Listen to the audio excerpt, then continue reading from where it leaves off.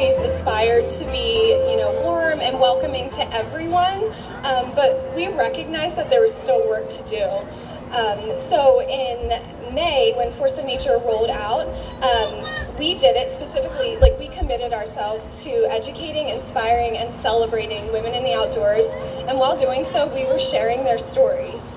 All right, we have a very super extra special guest with us tonight. She is our keynote speaker of the evening, and so this amazing keynote speaker, also known as Force of Nature, she is an award-winning writer, a photographer, and has expertise in seriously everything outdoors. She is an amazing, amazing person. She's also the outdoor travel editor for Panorama, Journal of Intelligent Travel. She's well known for her love of extreme sports, adventure travel, and exploration with her young children.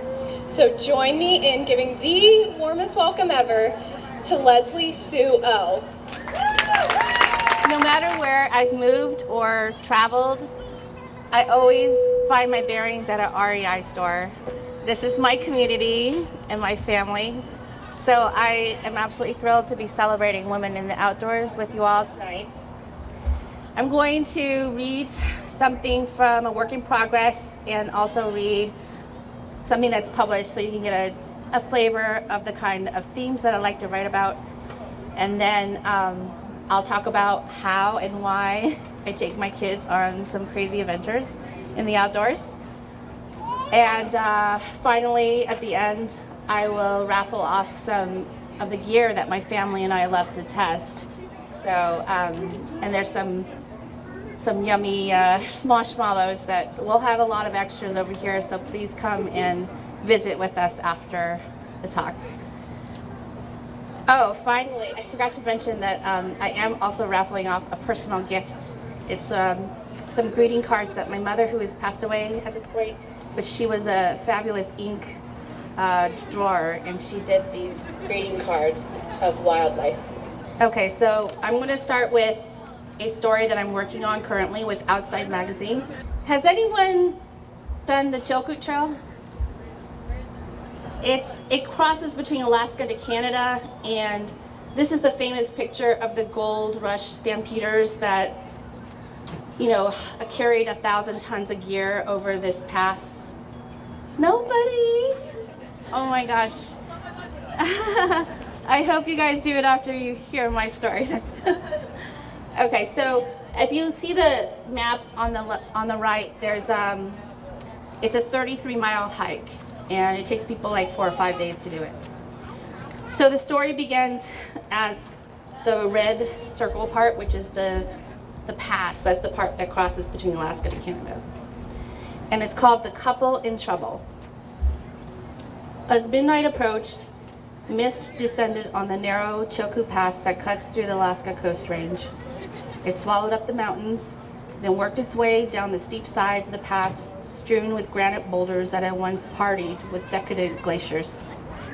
It took from my sight even my husband, whose boots occasionally sent down bits of ice and scree on my head. We had not spoken to each other for miles. Labored breath, the only beat against the creak of our rain and sweat-soaked packs. The tension between us, wound tight by a question, snarled between curse words by my husband yesterday when he got injured near the start of the Chilkoot Trail. So this is how you wanted to celebrate our 10-year anniversary? I said nothing then, just as I said nothing now, though I was in desperate need of a water break. Light-headed, fingertips raw and numb from pulling my body weight in a pack that weighed as much as our 7-year-old and 4-year-old up a 45-degree vertical rock scramble. In my head, I repeated a mantra. Murder, suicide, disease, malnutrition, hypothermia, avalanche, and heartbreak. These are the hardships 30,000 gold rushers survived or lost their life to along this trail in 1897 and 1898. Reading about these hardships and seeing both boot soles, canvas boats, tin cans litter along the trail only made me more certain that this was exactly how I wanted to celebrate 10 years with this band. How could Thomas not see that I wanted solidarity? That yes, our life journey together might be fraught with struggle, but wouldn't we, like Walter Curtin, who did not make a cent during the Klondike Gold Rush, and witnessed men going mad on this trail, also turn the clock back and do it all over again? Perspective that, hey, at least we would never live through anything as awful, or perhaps return to those precious days before kids, with oodles of time to wade into glacier-fed rivers and cast a line, to lose ourselves in the wilderness while we fell in love. But mostly, I hope that we would find what Stanley H. Pierce wrote to his mother on August 9th, 1897. Last night, while looking up at the stars, rolled snugly up in my sleeping bag, I saw the grand northern lights shooting up from a semicircle above the mountain and looking exactly like huge searchlights, shifting and cutting into space. It made me feel that now we were nearer the presence of our Maker than I had ever been before, and I felt how small and trivial our small troubles and pleasures had been. In our case, the more miles we hiked, the more our troubles threatened to tear us apart. First, we had been at odds ever since he made me choose Alaska or my marriage. The year before, while everyone worried that my spirit would die if I was uprooted from the only place I've ever felt at home, he sold our log cabin in the mountains nestled along the Eagle River and moved us to a major East Coast city. Second, we nearly had to cancel our hike because we couldn't find anyone willing to watch our kids without suggesting that we had our priorities wrong.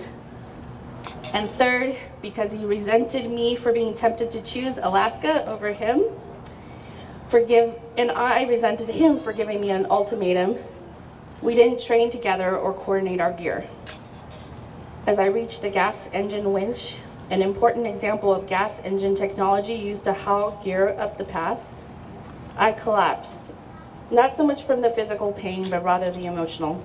The mist pressed in until I couldn't see the winch. It claimed the patches of snow, the moss, the lichens on the rock, until at last I felt like I was the only person in the world. Fear or delight crept into my consciousness. In that moment of confusion, Thomas materialized out of the mist, chiseled and perfect like Captain America. He grabbed the pack I was carrying, the same one that injured him yesterday, and disappeared before I could tell him that he was right. I was not having fun either.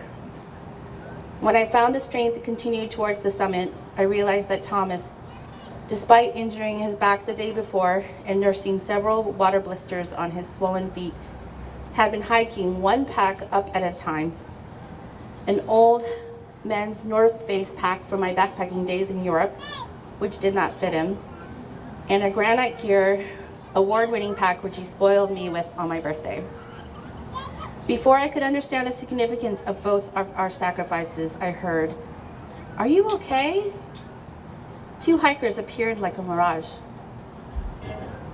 "Yeah, are we close to the summit?" Thomas hollered. "Yes," the woman answered.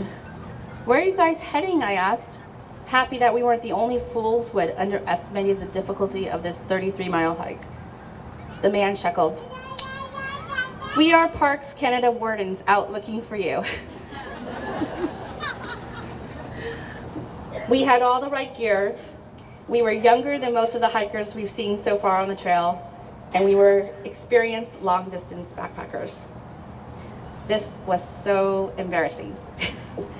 The male warden hiked in front of us while the female warden took up the rear. They explained that tonight they had set us up in the emergency shelter at the summit with 2 thermoses of hot water. Before I could protest that we totally could handle the additional 4 miles required to reach Happy Camp, where the rest of the hikers had already turned in for the night, I read the sign on the shelter. "Rest briefly, then move on. Leave backpacks outside." Next to that, a warning that we had to pass through the Stone Crib Avalanche Pass, the most hazardous area during the hiking season. We shed our white jackets and packs on the warm benches, thanked the wardens, and shut the door on the flurry of wind, rain, and mist outside. It would be the only night on this trail that we stayed dry. The only moment in our marriage so far where we truly shut out our troubles and realized that when all the resentments, responsibilities, and stress of raising a family together are stripped away, when you've bared it all out on the trail, there wasn't a crack in our foundation of love. Thomas pampered me that night. The best cup of hot cocoa I've ever tasted, my favorite mountain house beef stroganoff, a massage, duct tape on my blisters, a flask of rum, and the finale, dark chocolate cheesecake. He joked about how I like to make his life difficult. That it was my evil plan to cripple him, my ultimate revenge for making me leave Alaska. We laughed and laughed the way we had forgotten how to. In the morning, as much as I wanted to bury my face in his chest and hide from the world, I also could not wait to experience the elevation of 3,500 feet on my own. I crept out of my sleeping bag and slipped outside just as the sun rose. What a privilege to wake up to this scene few can experience due to the mysterious weather that typically shrouded everything in mystery. Mountain after mountain, marbled with snow or glaciers. Crater Lake so still it mirrored the sky above, a soothing shade of blue with light-hearted clouds adrift. With the happy babble of a stream winding past my feet, I felt what Pierce described. In the same letter, Pierce wrote that the Chilkoot Trail will make a man of me, and should I ever get through this trip, I shall be able to undertake anything in the world. It would be another 2 days, another 16.5 miles, where the wilderness sorted out our affairs. We talked about how we polarized over the years. He preferred to retire on a beach, the bustle of his city, somewhere warm. I wanted Alaska, the cold, remote places. By then, we had seen the historical photos in Lindeman, the single file line of determined men hiking up the golden stairs multiple times, the women in long skirts, petticoats, and corsets carrying babies on the trail. We shared meals with couples who had figured out how to live with their differences. Sometimes they completed these long-distance hikes with their siblings or friends rather than their spouse. One old man confessed that he had faked an injury at the start of the trail and hoped a bottle of champagne at the finish line would butter up his fuming wife. We earned our certificate and will later hang it on our wall as a symbol of the perseverance of the human spirit. At the Bennett train station, where hikers celebrated surviving the trip with beef stew, we bonded with our fellow comrades and learned that the wardens had asked every person who summited that day whether they had seen the couple in trouble. When Thomas finally woke that morning on the summit and joined me on the edge of a cliff overlooking Crater Lake, I asked for his forgiveness. "What do I need to forgive you for?" Thomas asked. I did not expect that answer. I thought you've been mad at me for not wanting to leave Alaska? It was the first time in our marriage that we hadn't agreed on a big ticket item. Thomas shrugged. "You're here, right?" "Yes, I'm right here."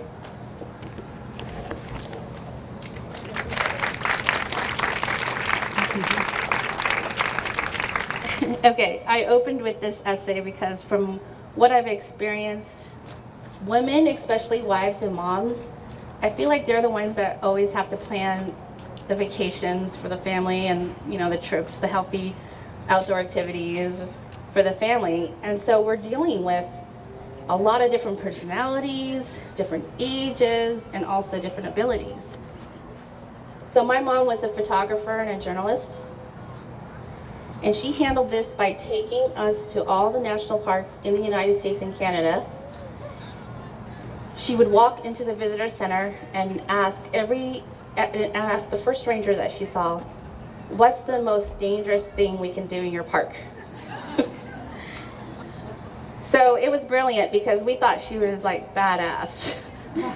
And we thought we were doing the most dangerous thing in the park and no one else, was privileged to do so. But meanwhile, if you think about it, she cleverly built in a safety measure because I don't think the ranger would recommend anything that wasn't really safe for us or safe for our age group. All right, so now I'm trying to do the same thing with my husband. As you heard in the essay, is very different from me. And my 4 kids, and they're all over here, probably making the most noise in the audience. And they span the ages of, so I've got she just turned 1, and I've got a 4-year-old, and a 9-year-old, and a 12-year-old. So nowadays, since I don't think it would work so well if I walked into an establishment and asked them what's the most dangerous thing I can do. Instead, I work with tour operators. And in this case, we just went to Iceland in June. We decided to be brave enough and take 4 kids abroad. And we wanted to visit the 3 national parks in Iceland. So this was the only tour operator that was willing to take my 10-month, she was 10 months old at the time. And he just told me to show up, and I didn't even know like who was gonna ride with who. And he told me just to climb on the snowmobile behind him, and I basically held my 10-month-old like against my chest. And then my daughter, I think Riley had the most difficult time. She was the 4-year-old, because she like walked up and she thought she was going to be riding with me, and they're like, no, you're going to be riding on another snow machine with like another guide. So she kind of had like tears pooling in her eyes. She wasn't sure she liked that, but she got on, and then my oldest daughter rode with another guide, and then my son rode with my husband. And it was so foggy you couldn't see a thing. And I remember when we got to the first stop, all I could hear was my 4-year-old screaming, "Mommy, I did it!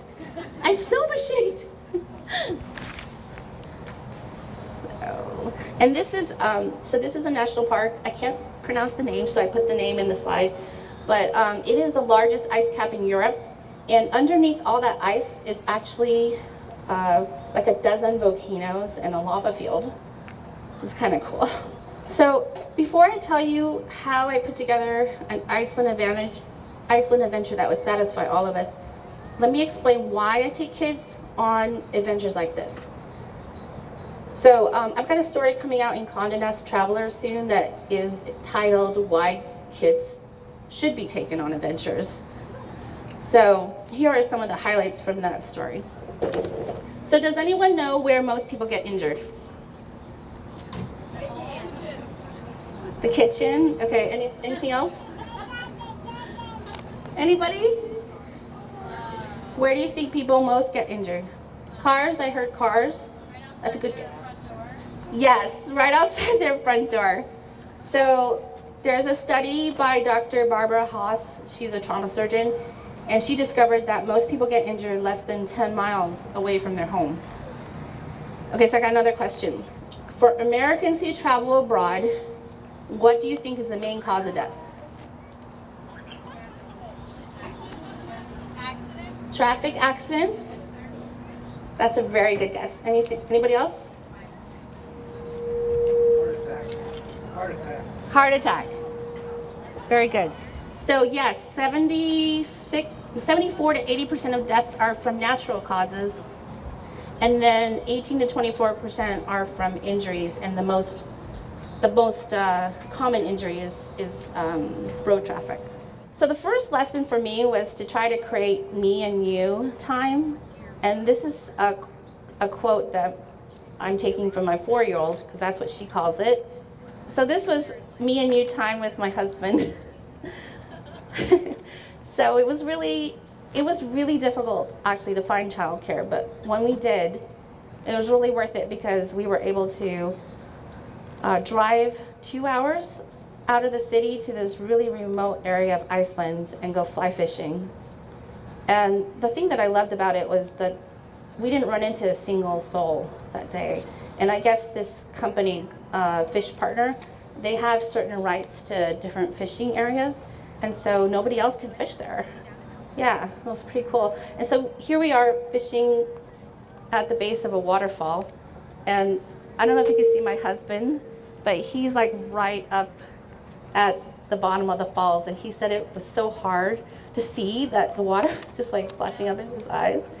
So, and I was a little bit farther out, but I kind of wish I had his spot because it looked really cool. The other thing I liked about it was, well, obviously the peace and quiet, but but we also drove across a lot of rivers, and I thought that was like we were on, these are our lava fields, and these are packed horse trails that we were driving on.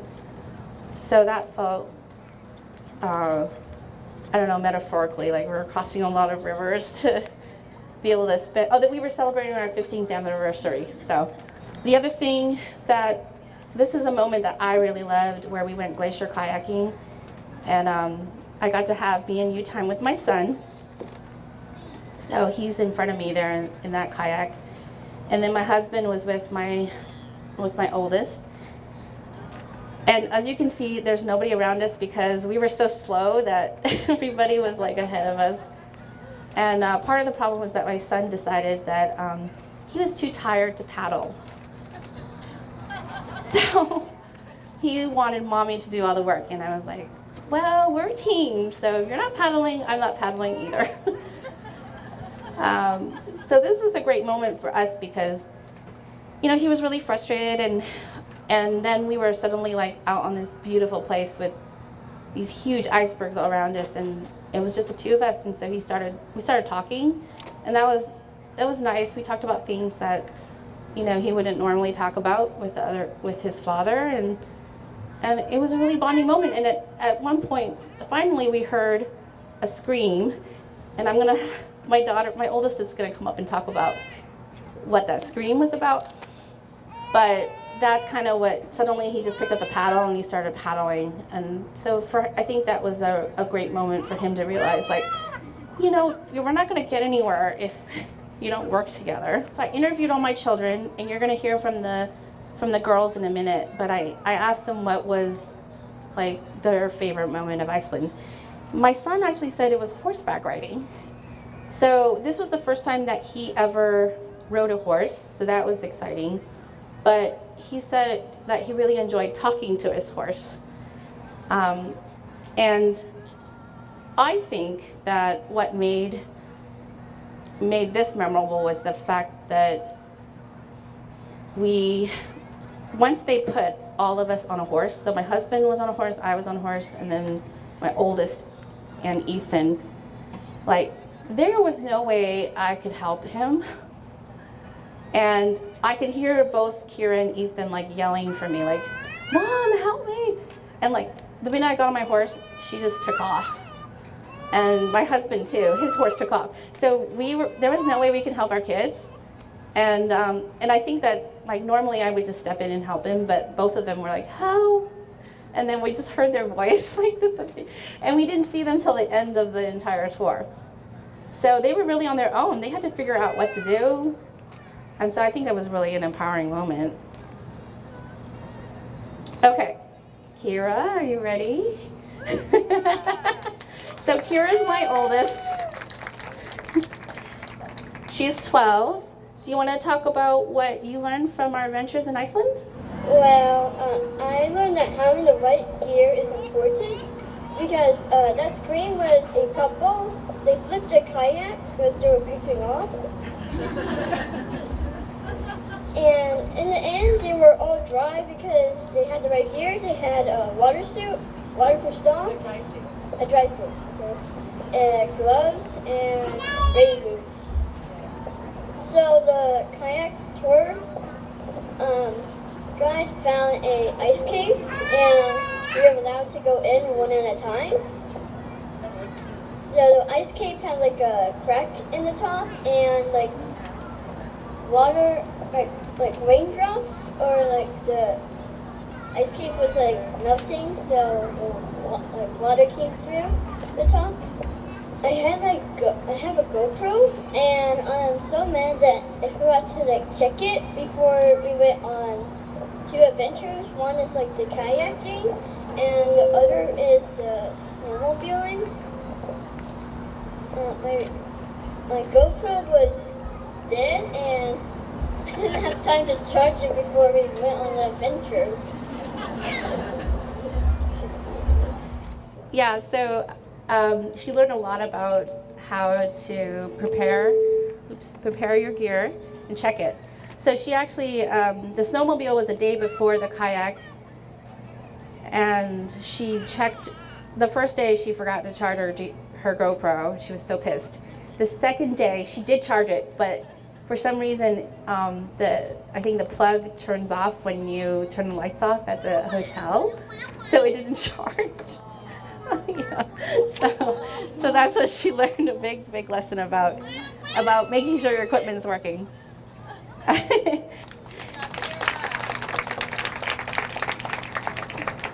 So the other thing that they learned was just how important it was to research and prepare for the trip. So one of the best things that we did was rent from Sixt, and they have a GPS that you can rent as well as a hotspot, and I swear that saved us. There was one occasion where we had to take my son to an emergency doctor, and we had that hotspot that could guide us and tell us where to go. From my personal experience raising 4 kids, I have seen that adventure travel really builds character. The last thing I'm going to read is something from Alpinist magazine, and this really shows how the kids learned about that the mind is our biggest limiting factor. We've also had opportunities, especially in bad weather, to teach the kids how you can't control out of control things. And one of the things that they are always frustrated about is that their friends, like the minute it rains, their friends just like run inside the house. So I don't know if you guys saw, maybe in June and July, both of these issues were in your REI store. And fortunately, I had a story in both of these magazines that month. So this was like, I think, June. So the one in Backpacker, this one was about taking my oldest, who was 5 at the time, and my son, who was 2. We took them hiking on a glacier, and I found a tour operator who was very innovative, and she figured out how to put these step-on crampons. Like, they're adult step-on crampons, but they were able to fit the 2-year-old, and so we were able to hike on a glacier together. You know, it was a little bit scary when they first took off, especially my 2-year-old who just learned how to walk. But they did great. So I'm going to end with just reading a very short bit from the Alpinist story.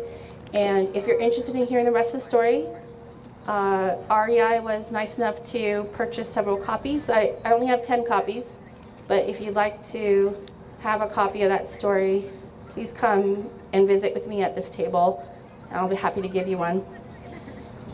This story was about taking the kids climbing, and we started I guess my baby was only like 6 months old when we took her, but Riley has climbed when she was 1.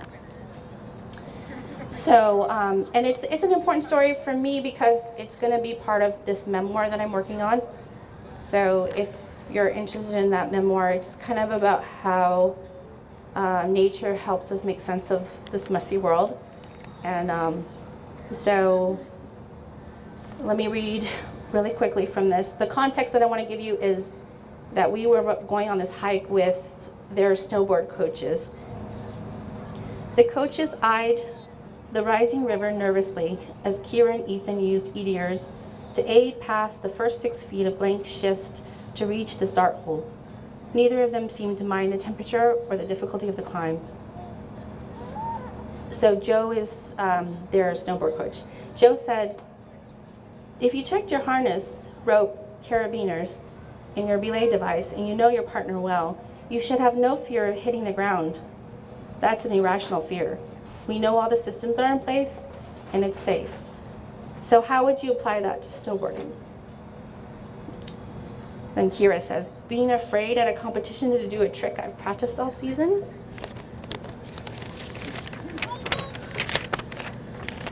"Yes," Joe said. "If you've done the trick a million times, you have no reason to be scared. On the flip side, if there's another athlete that's trying to pressure you into doing a trick you've never done before, that's irrational fear." As I packed away my camera and made my way toward the family, my daughter asked for another turn. By that time, the water the water had risen at that point like a foot. So we were a little bit worried. But without informing her belayer, Kira leaped onto the first meteor and missed. And because the rope wasn't yet taut, she fell waist deep into this freezing water. This was like December. And this is a secret climbing spot, by the way. Anyway, so she fell waist deep into the water, so cold and translucent that you could count the rocks beneath the surface. Before I could react, Joe pulled Kira out of the water and back onto the wall. Everyone extended a hand to bring her in, but she shook her head. Only one word did she utter between shivered gasps. Climbed. I realized that I forgot about my 4-year-old. Do you still want to say something? Okay, come on up. I forgot to ask her what she thought about Iceland. Okay. What was your favorite part of Iceland? The waterfall. Oh, yeah? Why? What else? Hot tub. Yeah, that was, I didn't prep her. This was what I kind of am surprised that she talked about the hot tub, but there was a hotel that we were staying in that had a hot tub inside the room. And so that was like the highlight of her trip, I guess. All right, thank you for inviting me tonight.